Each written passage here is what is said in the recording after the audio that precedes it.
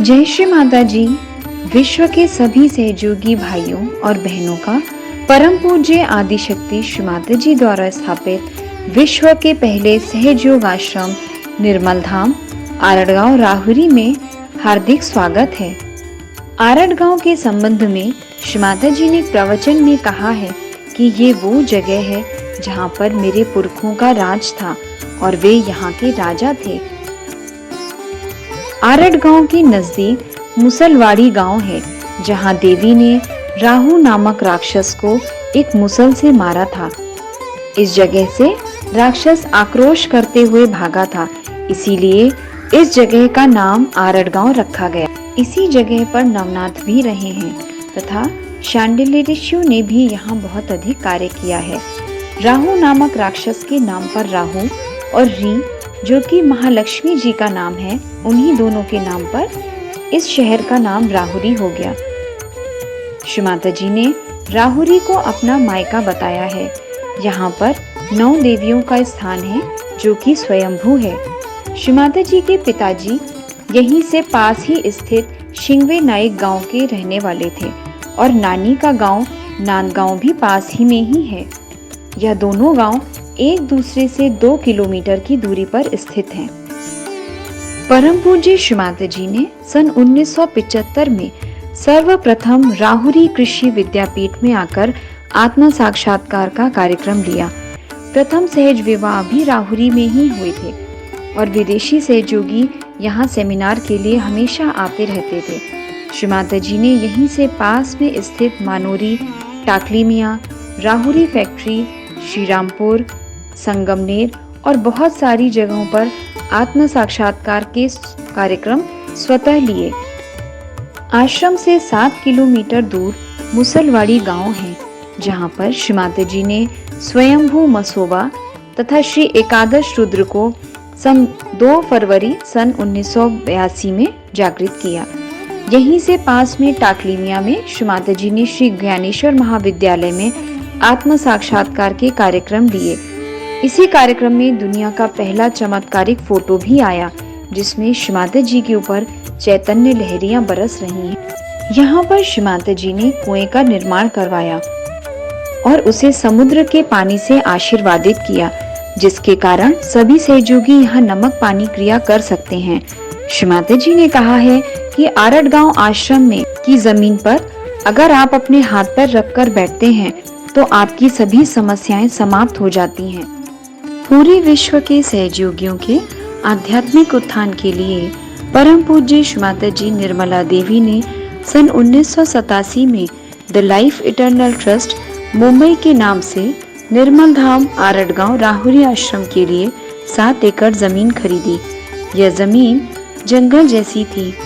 उस समय के अहमदनगर जिले की सभी सहयोगियों ने बहुत मेहनत करके जमीन को साफ किया। आश्रम में एक कमरा बनाया गया जहां पर स्वयं श्री माता जी रहती थी। पूर्ण विश्व के सहयोगियों के आध्यात्मिक उत्थान के लिए एक वैश्विक आध्यात्मिक केंद्र के निर्माण के लिए द लाइफ इटर्नल ट्रस्ट द्वारा एक प्रोजेक्ट प्लान बनाया गया है। इस प्रोजेक्ट के अंतर्गत पूरे जमीन के क्षेत्रफल की सरकारी गिनती की गई, पूरे प्लॉट की लेबलिंग की गई। गिनती के अनुसार पुराने मेडिटेशन हॉल की 2.5 एकड़ जमीन को 7 के सूर्य ऊर्जा निर्मिती कंपनी को वापस कर दिया गया है व बचे हुए मेडिटेशन हॉल को रिकंस्ट्रक्ट किया गया है। पुराने छोटे रास्ते को रिपेयर करके चौड़ा किया गया व नए 30 फीट चौड़ाई वाले रोड का निर्माण किया गया है जो अपने पूरे आश्रम के क्षेत्र में है। भव्य डोम रचना वाले सभागृह निर्माण के लिए 7 अप्रैल 2022 में आदरणीय कल्पना दीदी जी के कर कमलों द्वारा भूमि पूजन करके खुदाई का काम शुरू हो गया। इस मेडिटेशन हॉल की विशेषता यह है कि कॉलम बनाने के लिए 12.5 फीट जमीन के नीचे तक खुदाई की गई है। हॉल की ग्राउंड लेवल 4 फीट जमीन के ऊपर की गई है। हॉल की ऊंचाई 33 फीट है। 30 मीटर बाय 40 मीटर के इस हॉल के लंबाई के बीच में कोई भी कॉलम नहीं है। यह प्रोफाइलिक सभागृह अत्याधुनिक टेक्नोलॉजी से बना है। परम पूज्य श्री माता जी के 100वें जन्म वर्ष के अवसर पे 5 फरवरी 2023 को यह भव्य सभागृह संपूर्ण विश्व के मानव की आध्यात्मिक उन्नति हेतु सहज ध्यान धारणा के लिए आदरणीय कल्पना दीदी द्वारा समर्पित किया गया। इस 7 एकड़ जमीन को चारों तरफ से सीमेंट वॉल कंपाउंड से सुरक्षित किया गया है। 1 लाख लीटर क्षमता वाले वाटर टैंक्स का निर्माण किया गया है, जिसमें लोकल गवर्नमेंट अथॉरिटी द्वारा पूजा तथा बड़े कार्यक्रमों के लिए पानी संग्रह किया जाता है।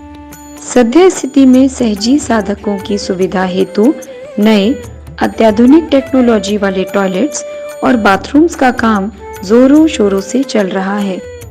250 सहजी एक साथ भोजन कर सकें, इस क्षमता का डाइनिंग हॉल व किचन के निर्माण का कार्य नजदीकी भविष्य में विचाराधीन है।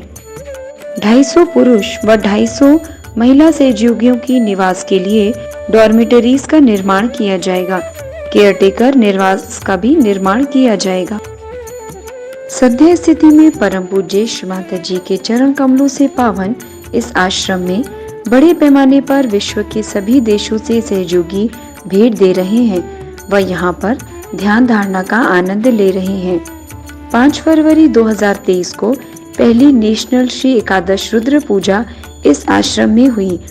परम पूज्य श्री माता जी ने अमृतवाणी में कहा है कि विश्व के सभी सहयोगियों को अपने थान हेतु आरट गांव आश्रम में आना ही पड़ेगा। विश्व के सभी सहयोगी भाई बहन इस पवित्र पावन आध्यात्मिक जगह आरट गांव में आए, यही श्री माता जी की इच्छा रही है। तो आप सभी भाई बहन इस आश्रम में आए और अपने उत्थान तथा आनंद को प्राप्त करें। सभी भाई बहनों से नम्र निवेदन है कि आश्रम निर्माण में अपना आर्थिक सहयोग दें, जो आप ऑनलाइन स्वरूप में भी दे सकते हैं और इसकी रसीद भी आपको दी जाएगी। जय श्री माता जी। राहुरीबद्दल यांना मी सांगत होते की राहुरीचं काय महात्म्य आहे। राहुरीमध्ये शालिवाहनांचं राज्य राहिलं।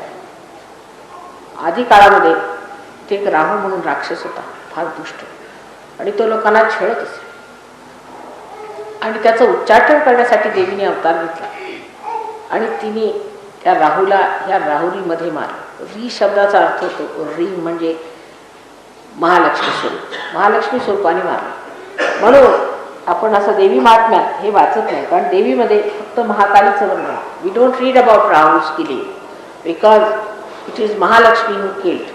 what we read in the Devi Mahatmya is the महाकालीज powers. राहुला मुसळवाडीमध्ये मुसळाने मारलं तरी तो पळत होता, नंतर ओरडला म्हणून त्याला आरडगाव म्हणतात. मग तो इथे येऊन धाराशायी झाला, मेला इथे, म्हणून राहुलीचं महात्म्य आहे. पण त्याचं किती लांब लचक आहे ते बघितलं पाहिजे की आज इतक्या वर्षानंतर, हजारो वर्षानंतर शालिवाहनांचे बब्रुवाहन राज्य करत असताना त्यांनी विक्रमादित्याला हरवलं आणि विक्रमादित्य हा उज्जैनचा राजा पाडवा म्हणजे ती शॉल ते वाहत असत म्हणून त्याला शालिवाहन देवीची शॉल. आणि ह्या देवीच्या शॉलमध्ये काय असतं ते तुम्हाला माहिती आहे की या शालिनी तिला सौंदर्य येतं, शोभा तिची, आणि त्याशिवाय ती त्याने आपल्या अंगाचं रक्षण करते, म्हणजे थंडी वाऱ्यापासून रक्षण करते, तिच्या लज्जेचं रक्षण, आणि इतर काही घाण वगैरे लागायची असली तरी त्यापासून रक्षण होतं.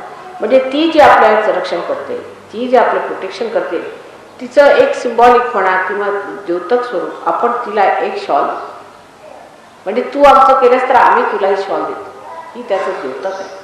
आणि नंतर ती मुलं झोपली किंवा ते त्रासात असले, आजारी असले की आपली शॉल त्यांच्यावर पांघरते. म्हणून ह्या शालीचं फार महात्म्य आहे.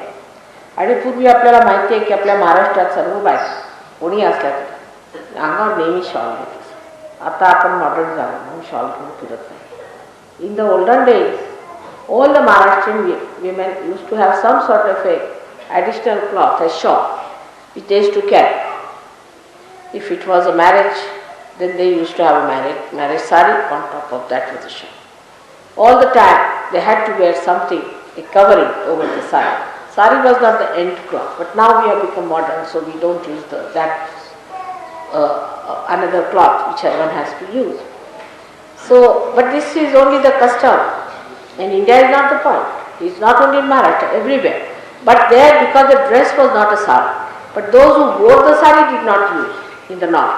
But here those who use the sari also used a shawl on top of that.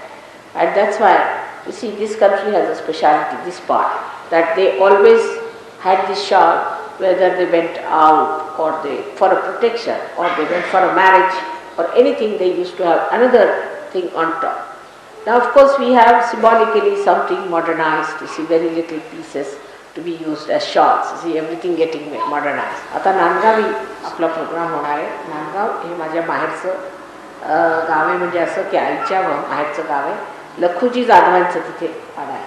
Lakhuji Jadhav जेव्हा सर्वांना त्रासून कंटाळून इथे येऊन राहिले होते तेव्हा शालिवाहनाला औरंगजेब येतोय त्यांना माहिती होतं. औरंगजेब अहमदनगरपर्यंत आला पण ह्या राहुरी भागात आला, कुठेच मुसलमान इकडे आले नाही. त्याला कारण म्हणजे हा हे देवीचे भक्त आहेत म्हणून तो भीत होता आणि म्हणून तो इकडे आलाच नाही. आणि तिथे लखुजी जाधव येऊन राहिले, त्यांना ते नांदगावी राहिले आणि ह्यांनी त्यांचं जेव्हा वडगाव बुडालं तेव्हा ह्यांनी येऊन इथे राजधानी केली आणि शिंगव्याला त्यांची एक लहानशी राजधानी. राहुरीचं फार महत्त्व आहे आणि ह्या भूमीला आपण सगळे वंदन करू. We must touch the feet of this Rahuri land.